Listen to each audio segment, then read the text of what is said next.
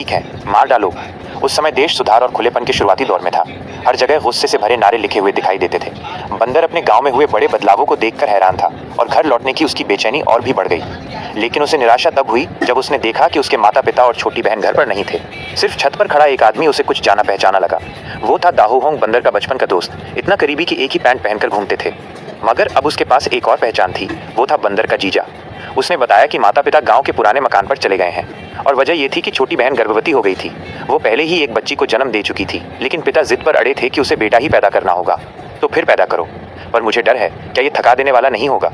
लेकिन ऊपर से तो एक ही बच्चा पैदा करने की इजाज़त है, दो पर कड़ी रोक है। तो अब क्या करें? वे गांव लौट गए हैं। सोचा है कि पहले बच्चा पैदा कर लें, बाद में देखा जाएगा। बंदर माता पिता से मिलने को बेचैन था, लेकिन इतने सालों बाद वो गांव का रास्ता तक भूल चुका था। ठीक उसी समय दाहूहोंग की चचेरी बहन आजेन भी गांव लौटने की तैयारी कर रही थी, इसलिए दोनों ने साथ जाने का निश्चय किया। आजेन पहले बंदर के घर की पड़ोसी रह चुकी थी। बचपन में दोनों की लड़ाई भी हुई थी। अब सालों बाद फिर से